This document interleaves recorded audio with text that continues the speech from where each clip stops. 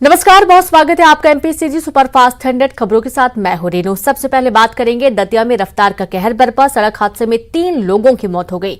Dumper ने मारी car को टक्कर। भिंड से सेवड़ा जा रहे थे कार सवार। सेवड़ा भिंड रोड की मगरौल चौकी की पूरी घटना सामने आई है। तो दतिया में रफ्तार का कहर देखने को मिला है। बड़ी खबर आपको दे रहे हैं। सड़क हादसे में 3 लोगों की मौत हो गई। डंपर ने कार को टक्कर मार दी और इस हादसे में 3 लोगों की दर्दनाक मौत हो गई। तो सेवड़ा भिंड रोड की मगरौल चौकी की पूरी घटना सामने आई है, जहां डंपर ने कार को टक्कर मारी और इस दौरान 3 लोगों की मौत हो गई। ज्यादा जानकारी के साथ संवाददाता अशोक शर्मा जुड़ गए। अशोक, डंपर ने कार को टक्कर मारी, 3 लोगों की मौत हो गई, पूरा मामला बताएं। देखिए रेनू, जो भिंड में ददरुआ धाम पड़ता है, वहाँ से एक शिक्षक हैं सेवड़ा के, वो कार से लौट रहे थे और इधर सेवड़ा की तरफ से डंपर जा रहा था। और मतलब जैसा अक्सर देखने में आता है कि डंपर चालक वाले नशे में डंपर चलाते हैं, और उसने जरा भी साइड नहीं दी और बहुत जोर से टक्कर मारी। इससे क्योंकि बहुत देर रात की घटना है, पुलिस को भी देर से सूचना मिली, तो जब तक पुलिस पहुंची 3 लोगों की मौत हो गई थी, जबकि 2 लोग घायल है, जिनका अभी इलाज चल रहा है। जी, तो क्या डंपर चालक क्या नशे की हालत में था या और भी कुछ कारण थे इस टक्कर के? देखिए, अभी तो वो मौके से भाग गया था, तो पुलिस उसको पकड़ नहीं पाई है। लेकिन ऐसा मानना है लोगों का कि जो रात को यहाँ जो सेवड़ा से रेत ले जाते हैं डंपर, वो अक्सर नशे में रहते हैं और इस तरह की कई दुर्घटनाएं हो चुकी हैं। जी, दो लोग गंभीर रूप से घायल हैं, वो कहाँ पर है, उनकी क्या स्थिति अभी? देखिए, उनका पहले रात को सेवड़ा को में इलाज चला, उसके बाद उनको ग्वालियर रेफर कर दिया गया है, जहां पे उनकी भी स्थिति बहुत ज्यादा अच्छी नहीं की जा सकती है, तो अभी भी उनका भी गंभीर हालत में इलाज चल रहा है। शुक्रिया आपका जानकारी के लिए। तो आप देखिए कि 2 की हालत काफी गंभीर है, अस्पताल में एडमिट है, इलाज जारी। और यहाँ पर आसपास के लोगों का कहना है कि जो वाहन चालक होते हैं वो देर रात हाईवे में शराब पीकर नशे की हालत में कई बार वाहन चलाते हैं और ऐसे हादसे पहले भी हो चुके हैं। मध्य प्रदेश में आए दिन वन और वन प्राणियों के खूबसूरत वीडियो सामने आते रहते हैं। हम भी आपको अब एक ऐसी ही तस्वीर दिखाने जा रहे हैं। अभी जो आप अपनी स्क्रीन पर तस्वीरें देख पाएंगे वो सतना जिले के धारकुंडी थाना क्षेत्र के अमुआ बांध के पास की है, जहां एक बाघ सड़क पर आराम करते नजर आया। बाघ का ये वीडियो सोशल मीडिया पर जमकर वायरल हो रहा है। वीडियो में बाघ कभी सड़क पर बैठा तो कभी सड़क के किनारे टहलता दिखाई दे रहा है।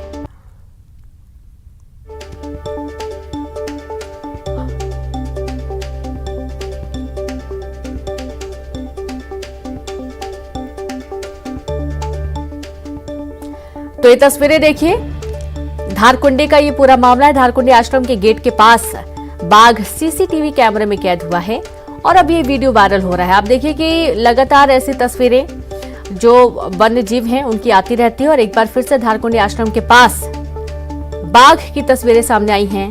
सड़क पर आराम करता बाघ नजर आया और कुछ ही देर बाद यहां से निकल गया।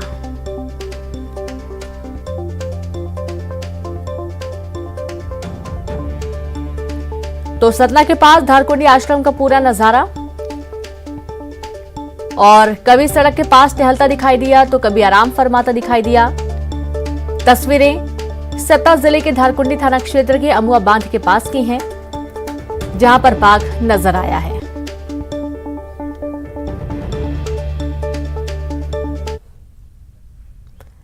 बीजेपी के राष्ट्रीय अध्यक्ष जेपी नड्डा आज बस्तर आ रहे हैं। बस्तर में पार्टी को मजबूत करने और कार्यकर्ताओं में जोश भरने के लिए जेपी नड्डा का ये दौरा हो रहा है। जेपी नड्डा जगदलपुर में बीजेपी कोर ग्रुप की बैठक लेंगे और उसके बाद सभा को संबोधित करेंगे। जेपी नड्डा मां दंतेश्वरी की भी पूजा अर्चना करेंगे। जेपी नड्डा के बस्तर दौरे को लेकर बीजेपी के सभी बड़े नेता बस्तर में हैं।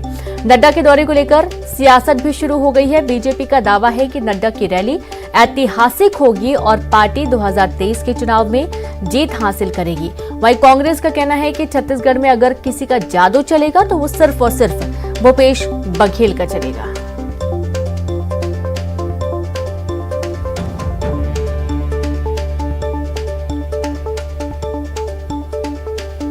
तो देखिए जेपी नड्डा के स्वागत की तैयारियां, और इस दौरान कांग्रेस ने भी निशाना साधा। उनका ये कहना है कि यदि किसी का जादू चलेगा तो वो सीएम भूपेश बघेल का चलेगा। 23 की लड़ाई के लिए बीजेपी लगातार जुटी हुई है।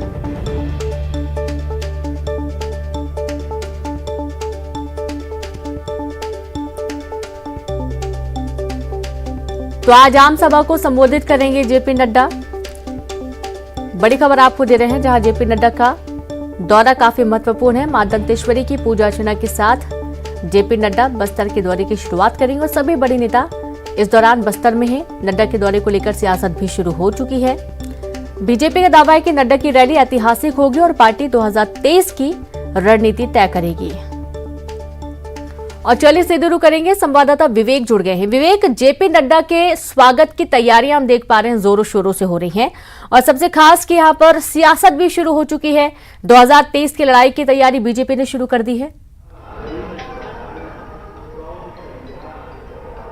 जी हाँ रेणु, जिस तरीके से एक जो कहा जाता है कि छत्तीसगढ़ में जो सत्ता की सीढ़ी है वो बस्तर से होकर गुजरती है, तो कहीं ना कहीं ये राष्ट्रीय अध्यक्ष जो भाजपा के हैं जेपी नड्डा, वो जब बस्तर प्रवास पर है और इनका मिशन है 2023, तो आज वो जिस तरीके से यहाँ पे आम सभा की तैयारी की गई है और यहाँ पर करीब 25 से 30 हज़ार लोगों के आने की आशा व्यक्त की जा रही है। और भाजपाइयों का ये भी कहना है कि जेपी नड्डा के आने से जो कार्यकर्ता हैं उनमें एक उत्साह का संचार होगा और जो कार्यकर्ता है वो बड़े जोर शोर से 2023 के लिए काम करेंगे। यहाँ पर वो एक कोर कमेटी की बैठक भी लेंगे।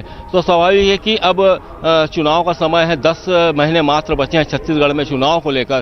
तो कहीं ना कहीं अब राष्ट्रीय अध्यक्ष के प्रवास को लेकर भाजपा जहां जोर शोर से तैयारी कर रही है, काफी उत्साह में है यहाँ के कार्यकर्ता, तो वहीं जो सत्ताधारी कांग्रेस है उनके लोग भी इस पर अब राजनीति कर रहे हैं। उनके प्रवास को लेकर कई तरीके के सवाल कर रहे हैं और लोगों मतलब यहाँ तक कि कह रहे हैं कि कुछ भी हो इस आम सभा का कोई असर नहीं पड़ेगा। जी बिल्कुल, और आम सभा का कोई असर नहीं पड़ेगा। और दूसरी तरफ ये भी देखा जा रहा है कि कवासी लखमा का बयान आया कि यदि कोई जादू चलेगा तो सीएम भूपेश बघेल का ही चलेगा। यानी कि 23 की लड़ाई दोनों ही पार्टियों के लिए अब साख का विषय भी बनती जा रही धीरे धीरे। विवेक जी हाँ, 2023 का मिशन दोनों पार्टी के लिए है। कांग्रेस अपनी सत्ता को बरकरार रखना चाहती है और भाजपा अपने खोई सत्ता को वापस पाना चाहती है। तो स्वाभाविक है कि जैसे जैसे अब समय बीतता जाएगा दोनों दलों के बीच में राजनीतिक विचार और आरोप प्रत्यारोप का दौर चलेगा। और जिस तरीके से आज यहाँ पर तैयारियां की गई हैं उसको लेकर भाजपाई उत्साह में है ही, कांग्रेस भी नज़र रखी हुई है और कांग्रेस लगातार इसमें अपने आरोप भी लगा रही कि कोई असर नहीं पड़ेगा।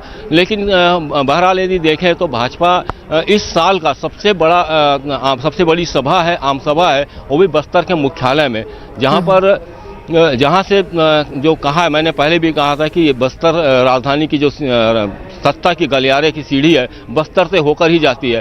तो स्वाभाविक है कि सारे राजनीतिक दलों की नज़र अब जनता पर रहेगी और इस तरीके के कार्यक्रम और आरोप आने वाले समय में भी देखने को मिलेंगे। जी बिल्कुल, बहुत शुक्रिया आपका विवेक तमाम जानकारी के लिए। तो इस तरीके से आप देखिए कि 2023 की रणनीति मिशन 2023 को लेकर बीजेपी जुटी हुई है और आज बीजेपी राष्ट्रीय अध्यक्ष जेपी नड्डा का बस्तर दौरा है। जबलपुर में एक धार्मिक कार्यक्रम में शामिल होने पहुंचे शंकराचार्य अभिमुक्तेश्वरानंद ने मीडिया से चर्चा करते हुए कहा कि वर्तमान में राजनीतिक दल धर्म पर राजनीति कर रहे हैं, जो बेहद गलत है। राजनीतिक दलों को केवल राजनीतिक मुद्दों पर बयानबाजी करना चाहिए, न कि धर्म पर।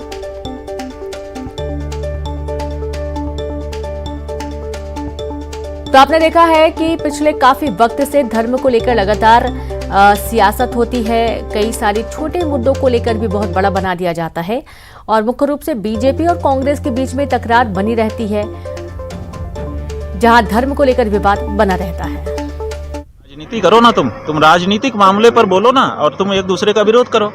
तुम धर्म के नाम पे, तुम संस्कृति के नाम पे, तुम हमारे देश की परंपराओं के बारे में बोल करके और उसमें विरोध करने शुरू कर देते हो। ये गलत परंपरा है। हमारा भारतीय जनता पार्टी के लोगों से और कांग्रेस पार्टी के लोगों से बहुत विनम्र, बहुत दृढ़ता पूर्वक का अनुरोध है कि कृपया करें, राजनीति के बारे में आपस में लड़ें और हमको दिखाएं कि क्या विचार हैं इनके आपस में। धर्म के बारे में, संस्कृति के बारे में ये लोग ना बोलें, उनको उस विधा के जो विद्वान हैं। तो देखा आपने, साफ किया है यहाँ पर शंकराचार्य विमुक्तेश्वरानंद जी ने, जिनका ये कहना है कि भाई राजनीतिक दल धर्म पर राजनीति कर रहे हैं, जो कि बेहद गलत है। और ज्यादा बातचीत करेंगे, हमारे साथ बीजेपी से पंकज चतुर्वेदी जी जुड़ गए। पंकज जी, अब लगातार धर्म को ले मुद्दे को लेकर सियासत होती रहती है, हमने कई दफा देखा है कि बड़ी बड़ी बहस इसको लेकर हुई है।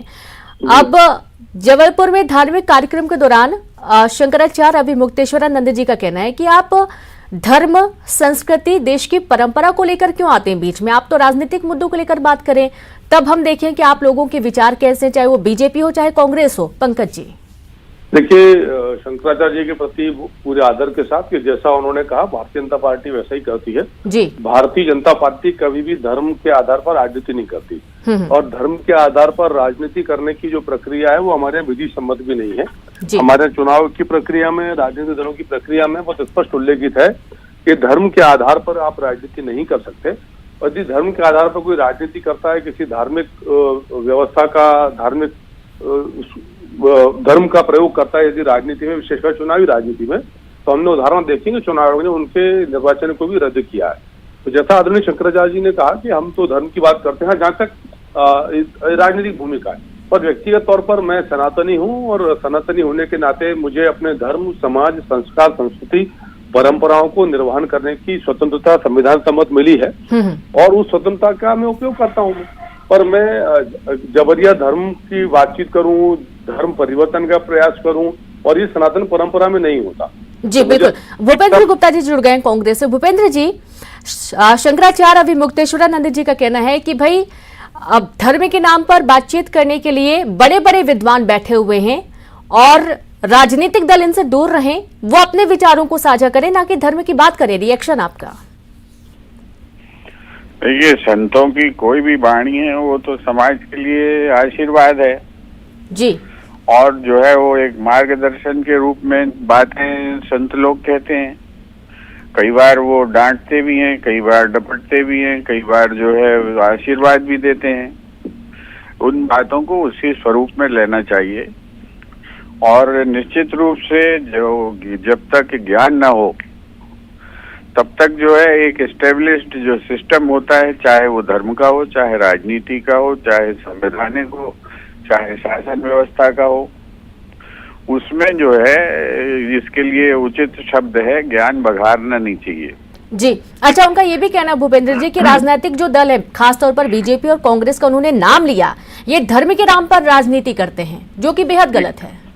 कांग्रेस कभी धर्म के नाम पर राजनीति नहीं करती। जो दूसरे लोगों के बारे में उन्होंने कहा है वो इसमें विचार करें, क्योंकि वो जो है शंकराचार्य जी है, उन्होंने कोई मार्गदर्शन दिया है तो वो अपना विचार करें कि उन्हें धर्म का दुरुपयोग करना चाहिए राजनीति में कि नहीं करना चाहिए। जी शुक्रिया आप दोनों का हमसे जुड़ने के लिए, बातचीत करने के लिए। तो आप ये देखिए कि धर्म के नाम पर राजनीति करना बेहद गलत है, ये कहना है शंकराचार्य जी का। हालांकि दोनों ही पार्टी के जो प्रमुख हैं, जो प्रवक्ता हैं, उनका यही कहना है कि भाई उनके जो विचार हैं वो बिल्कुल सही हैं, और वो राजनीतिक मुद्दों को लेकर ही अपने विचार साझा कर रहे हैं, और शंकराचार्य जी ने जो बात कही है उसका पालन करने की भी भरपूर कोशिश की जाएगी।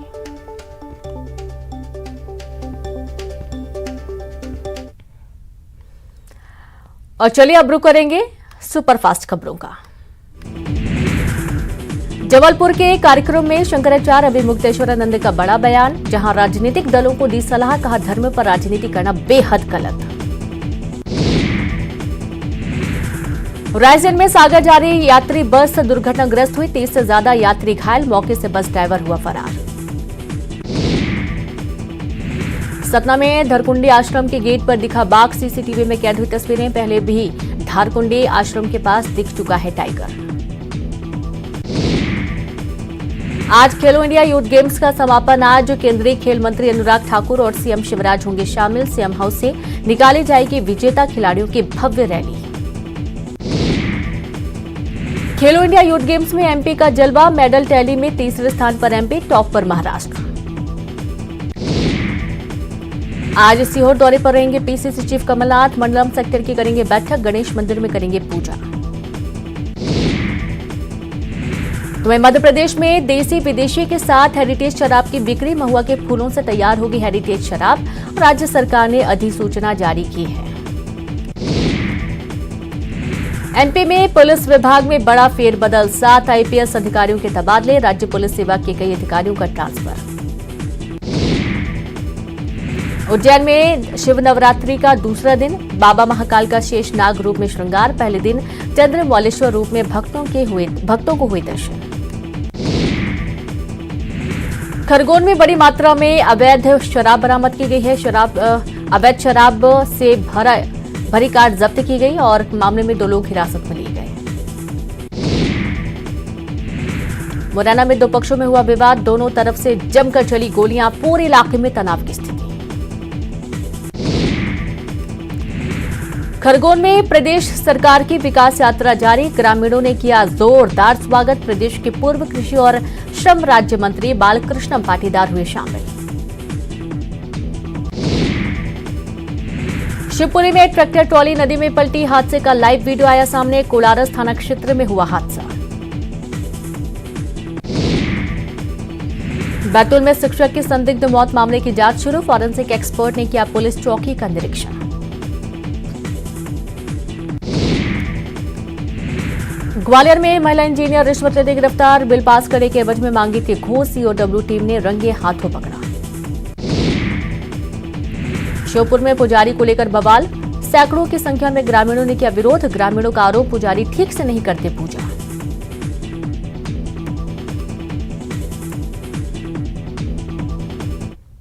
एक डाल पर तोता बोले, एक डाल पर मैना, दूर दूर बैठे हैं लेकिन प्यार तो फिर भी है ना।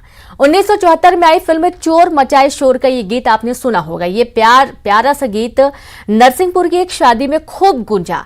आप सोच रहे होंगे कि शादी में किसी गीत के बजने में ऐसी क्या खास बात है कि उसकी इतनी चर्चा हो रही है। दरअसल खास बात यह है और वो है ये कि ये शादी एक तोता और मैना की थी। ये स्पेशल रिपोर्ट देखिए।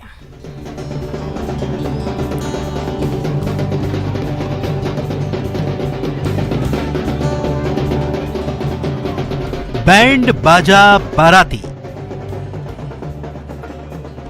नाच गाना बजाना और जमकर खाना। हर शादी की तरह इस शादी में भी किसी चीज की कमी नहीं थी। वैलेंटाइन वीक की इस खास शादी की धूम नरसिंहपुर में खूब मची। पहले दुल्हा दुल्हन की आंखें चार, फिर प्यार और फिर वैलेंटाइन वीक में शादी का करार।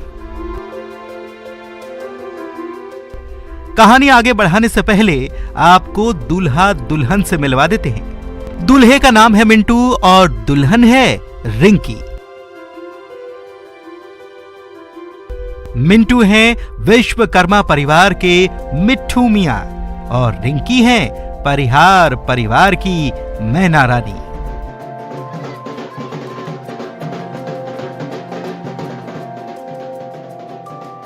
चलिए अब मिंटू और रिंकी की प्रेम कहानी भी सुना दें। नरसिंहपुर जिले के पिपरिया राकई गांव में आसपास रहता है गोविंद विश्वकर्मा और राम स्वरूप परिहार का परिवार। गोविंद विश्वकर्मा के घर में मिंटू और चिंटू नाम के 2 तोते हैं। वहीं राम स्वरूप परिहार के परिवार में रिंकी और पिंकी नाम की 2 मैना हैं। गोविंद विश्वकर्मा परिवार के लोग अक्सर अपने तोतों को लेकर परिहार परिवार के घर जाते। यहां पहुंचते ही तोता और मैना एक दूसरे को देखकर चहकने लगते। परिहार परिवार के घर में कोई बेटी नहीं, सो इन्होंने मैना रानी को बेटी की तरह पाला। इसीलिए परिवार की बुजुर्ग सदस्य से इन दोनों का प्यार छुपा नहीं रहा। उन्होंने सोचा कि जब इतना ही प्यार है तो क्यों न दोनों को मिला दिया जाए, यानी कि इनकी शादी करा दी जाए। फिर क्या था, शुरू हो गई शादी की तैयारी। शादी के सब मुहूर्त निकाला, लगन निकाली 2 फरवरी की, 3 की और 5 की शादी निकाली। तो पंडित जी ने कहा अच्छा मुहूर्त है और अच्छी करो, बहुत खुश रहेंगे। वो हमारे मन में एक उल्लास थी कि हमारे यहाँ बच्ची नहीं है तो हम बच्ची की तरह हमने रिंकी पिंकी को पाला और उनकी बच्ची की तरह शादी की। इस अनूठी शादी में विवाह की सभी रस्में निभाई गईं। मुंह दिखाई, लगन, बारात, पंगत सब कराया गया। इसके बाद तोता मैना के विवाह की रस्में कराकर इनके फेरे भी कराए गए। पिपरिया राकई के अलावा आसपास के गांव के लोग इस विवाह को देखने पहुंचे थे। रिंकी और पिंकी थी, तो मैना तोता मैना है। तो उनकी दादी ने एक दिन बोला कि हमारी रिंकी पिंकी की शादी करनी है। तो हमने भी कहा हमें भी मिंटू चिंटू की शादी करनी है। तो बोले आ जाओ देखने। तो बस एक दिन देखने आ गए। उसके बाद विचार बना, सब यही विचार विमर्श करके घर पे हमको शादी करनी है। तो बस बन गया विचार की शादी करनी है। दादी जो थी उनकी आत्मीय इच्छा थी, उन्होंने रिंकी और पिंटू को अच्छी तरह से देखभाल की, बच्ची की तरह उनको रखा। इसी देखभाल को देखते हुए उसके साथ साथ उन लोगों का मन में ख्याल आया, हमारी यहाँ जो रिंकी थी वो पढ़ती नहीं थी। और जो वहाँ मिंटू था बड्डल गोविंद प्रसाद विश्वकर्मा जी के यहाँ, वो पढ़ता था। इसलिए दोनों ने एक सुलह बैठकर सुलहनामा किया कि भाई हम दोनों इन दोनों की शादी क्यों ना कर दें। एक साथ रहेंगे तो दोनों बोलने लगेंगे। इसी कारण से उन दोनों की शादी की। पंडित जी से उन लोगों का मिलान कराया, उनके गुड़मैत्री मिलाई, लगन, फिर पंडित जी ने गुड़मैत्री मिलाकर लगन का मुहूर्त निकाला। इसकी लगन 3/2/2023 को रखी गई। उसके बाद फिर शादी का मुहूर्त निकला। तो शादी अपनी आज शादी संपन्न, उसी से शादी संपन्न हुई। मैना रानी ससुराल में पहुंची तो ससुराल भी गुलजार हो गया। दुल्हन रिंकी अपने पति मिंटू का साथ पाकर बेहद खुश है और इनके साथ ही खुश हैं 2 परिवार और पूरा गांव।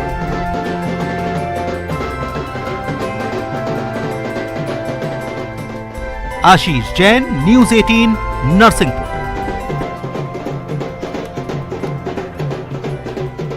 और इसी के साथ इस बुलेटिन में इतना ही।